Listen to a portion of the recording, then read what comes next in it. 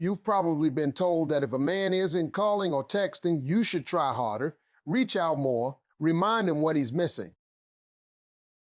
But that's exactly where many women lose their power. Because when you keep showing up for someone who isn't showing up for you, you unintentionally teach him that your presence is guaranteed, no effort required. This is not about playing games. This is about emotional positioning. When you stop chasing, stop explaining, and stop overgiving, something shifts. A man who is comfortable becomes curious. A man who is distant starts to feel the distance. And suddenly, the same silence that felt like rejection becomes the very thing that pulls him back in. But you have to do it the right way, not from anger, not from ego, from self-respect. Let's break this down. It's something you need to understand clearly before you ever decide to go silent. The power is not in the silence itself.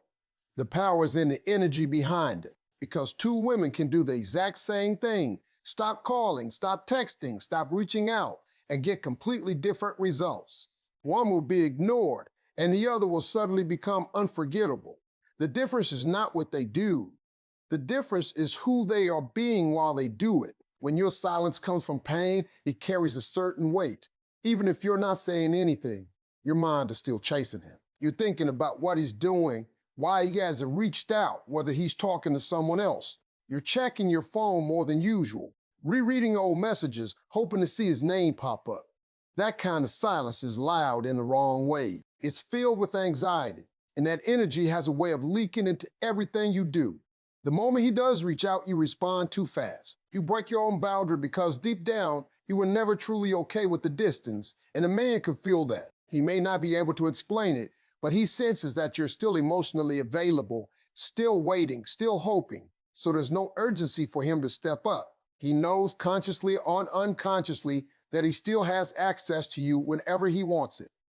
And when access is easy, effort becomes optional. Now compare that to a woman whose silence comes from strength. This is a woman who has made a decision within herself, not out of anger, not to prove a point, not to teach him a lesson, but because she has recognized something important.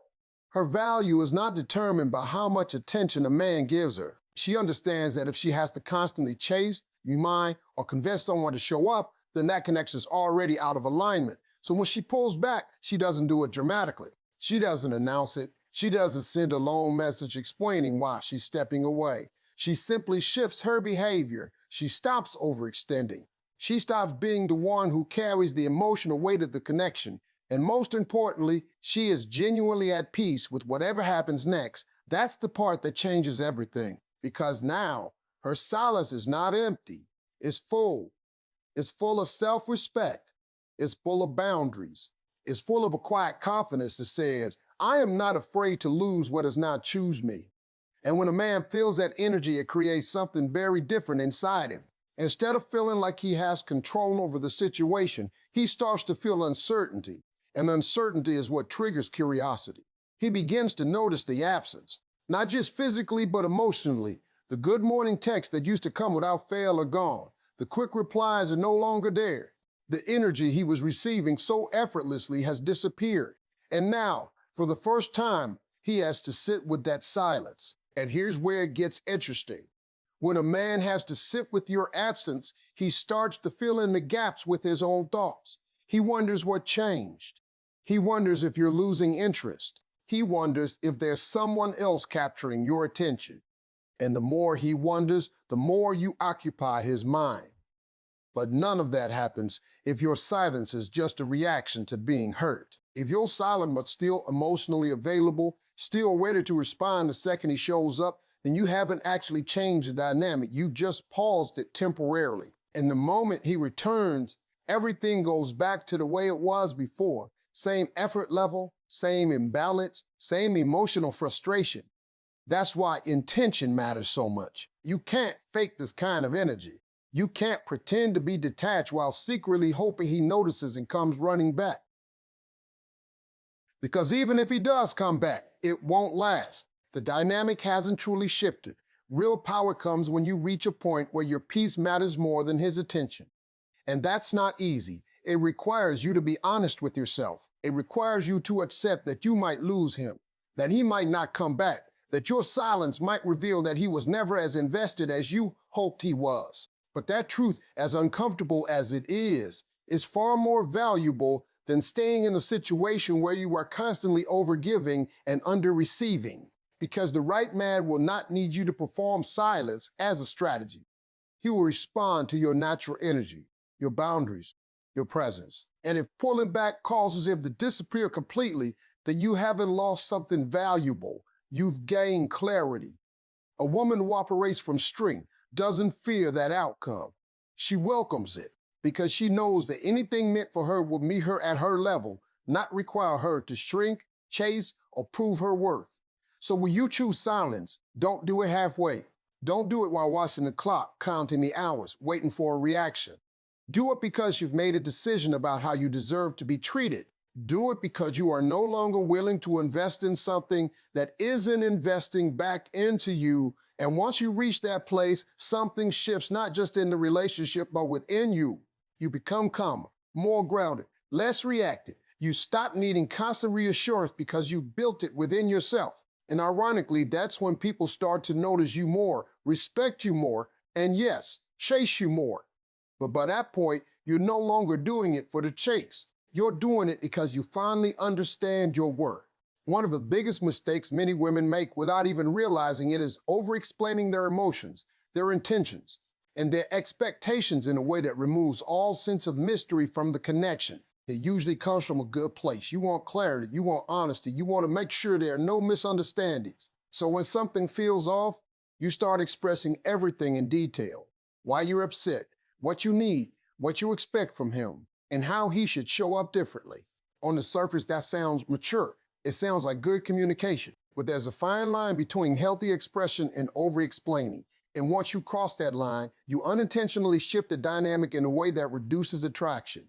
When you explain everything all the time, you remove the space for him to think. You answer questions he hasn't even asked yet. You reveal emotions he hasn't taken the time to understand on his own. You make everything so clear, so predictable, that there's nothing left for him to figure out. And what you have to understand is this. People are naturally drawn to what they have to work a little bit to understand. It's not about playing games, it's about human nature. Where something is slightly out of reach, when it's not fully revealed, when there's a layer of curiosity, the mind becomes engaged. It starts asking questions. It starts seeking answers. And that process creates emotional investment. But when everything is handed over too easily, when there's no space to wonder, the mind relaxes. It stops chasing. It stops trying. That's exactly what happens when you over-explain. You might think you're helping the connection grow, but in reality, you're doing all the emotional work for both of you. You're carrying the weight of understanding, analyzing, and maintaining the bond. And when one person does all the work, the other person slowly stops participating at the same level. Now let's be clear, this doesn't mean you should never communicate your feelings. That's not the message. Healthy relationships do require communication, but there's a difference between expressing yourself with self-respect and over-explaining out of fear. Over-explaining usually comes from a place of insecurity. It's that subtle fear that if you don't explain everything perfectly, he might misunderstand you, lose interest, or pull away. So you try to control the situation by giving more information, more reassurance, more clarity than necessary. But the truth is, the more you try to control how someone perceives you, the less natural the connection becomes. When you constantly explain yourself, you also lower the sense of emotional challenge. And challenge is not a bad thing. It's actually what keeps attraction alive. A man doesn't feel drawn to what feels too easy to understand or too easy to access.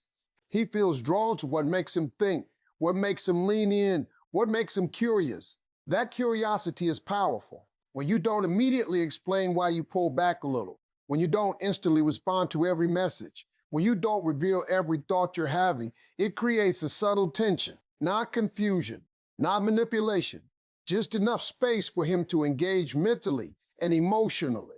He starts to notice the difference. He starts to ask himself questions. Why did her energy change? Is she focusing on something else? Did I do something?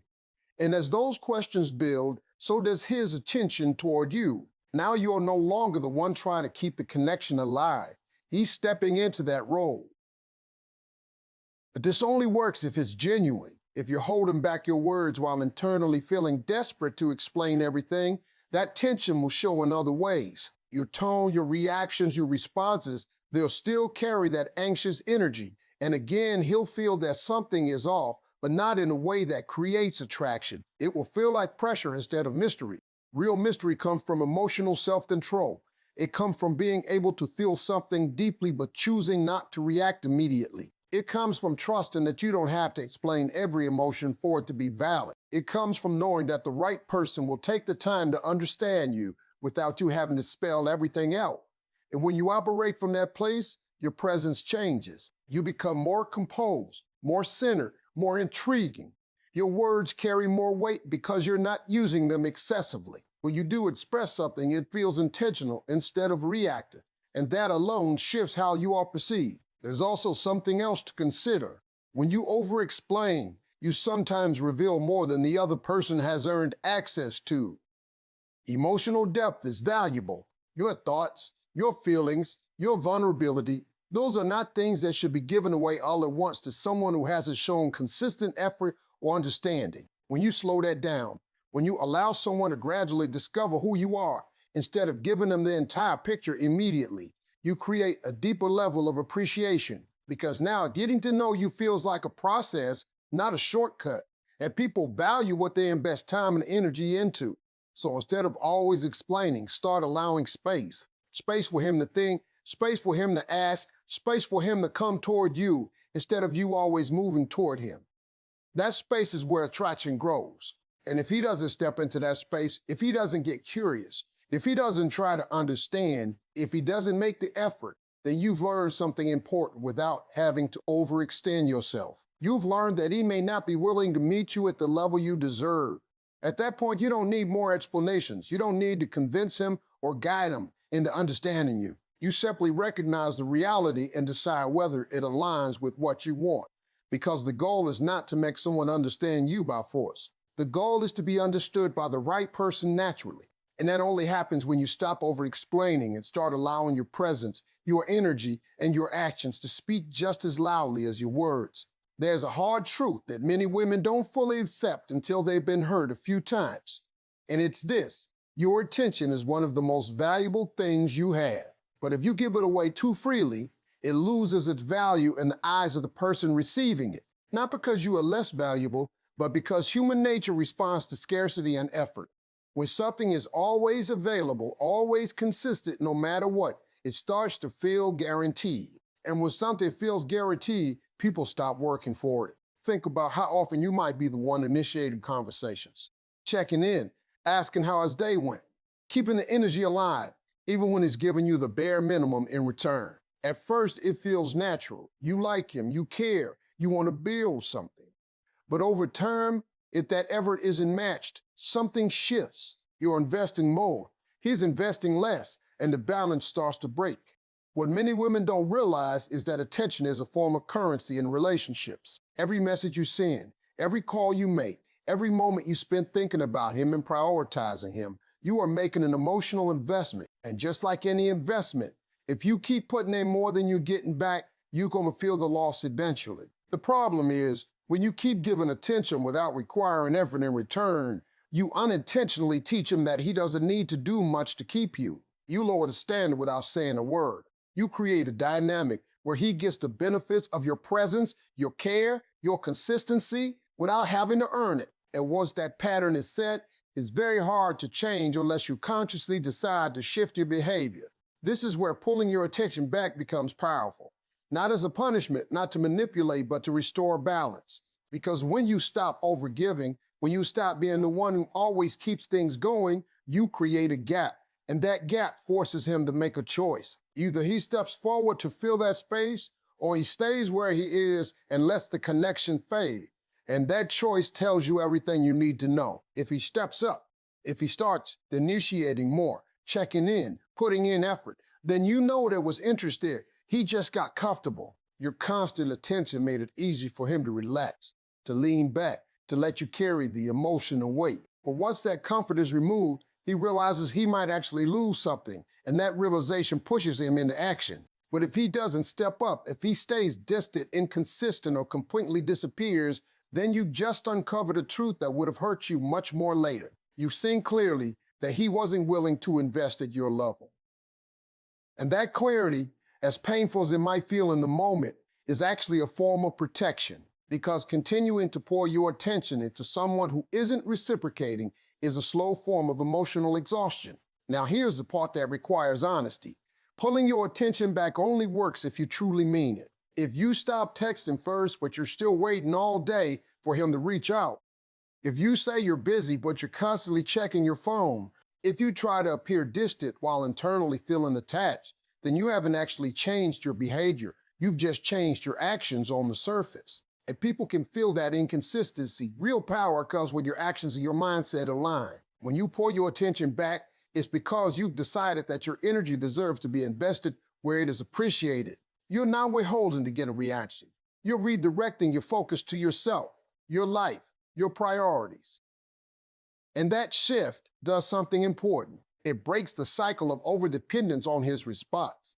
When your mood is tied to whether or not he texts you, calls you, or gives you attention, you give him control over your emotional state. You start living in reaction instead of intention. But when you reclaim your attention and place it back on your own light, you take that control back. You become less reactive, less anxious, less focused on what he's doing, and more focused on what you're building for yourself. And ironically, that's when your value increases in his eyes, because now your attention is no longer guaranteed. It's something he has to earn. It's something he can lose. And when people feel like they might lose access to something valuable, they start to act differently. They pay more attention, they become more intentional, they show more effort. But again, this is not about making them chase for the sake of ego. It's about creating a relationship dynamic where effort is mutual, where attention flows both ways, where you are not the only one keeping things alive. Because a one-sided connection will always drain you no matter how strong your feelings are. You deserve to be with someone who meets you halfway, someone who doesn't need to be reminded to reach out, who doesn't rely on your constant effort to maintain the connection, who shows up because he wants to, not because you made it easy for him to stay without trying. And the only way to find that out is to stop overextending yourself. Give him the space to show you who he is without your constant support. If he rises to the occasion, you build something stronger. If he doesn't, you walk away with your dignity intact instead of losing yourself trying to make something work that was never balanced to begin with. At the end of the day, your attention is not something to give endlessly. It's something to give intentionally. And the moment you start treating it that way, everything about your relationships begins to change. Here's where most women get it wrong. And this is the part that quietly determines whether everything you're doing will actually work or fall apart. What you do with your life when you pull your attention back. Because let's be honest, it's easy to act like you're moving on. It's easy to stop texting first, to delay responses, to create a little distance on the surface. But if deep down your world is still revolving around him, then nothing has really changed. If you wake up and the first thing you think about is whether he texted, if you go through your day checking your phone, wondering what he's doing, hoping he notices your absence, then you're still emotionally centered around him. You just change your behavior, not your focus. And that energy matters more than anything. Because when a woman truly shifts her focus back onto her own life, it shows in ways she doesn't even have to try to control. Her responses become more natural, not calculated. Her mood becomes more stable, not dependent. Her presence feels lighter, more grounded, more self-contained. That kind of energy is magnetic, but it doesn't come from pretending to be busy or forcing yourself to look unbothered. It comes from actually building a life that fulfills you beyond that one connection. You have to understand something clearly. Attraction doesn't grow in a space where one person is the center of the other person's world. That kind of dynamic creates pressure, dependency, and eventually disinterest. But when a man sees that you have your own priorities, your own passions, your own rhythm of life that doesn't revolve around him, it changes how he sees you. Now, you're not just someone who likes him. You're someone with a full life that he has to fit into, not take over. And that distinction is powerful. When you start focusing on yourself, it's not just about distraction. It's about expansion. It's about reconnecting with the parts of you that may have been neglected while you were investing too much into the connection. Your goals, your growth, your friendships, your health, your peace, all of that starts to come back into focus. And as that happens, something shifts internally. You stop needing constant validation. You stop waiting for messages to feel good about your day. You stop measuring your worth based on how much attention you're getting from him. Instead, you start feeling fulfilled from your own actions, your own progress, your own life.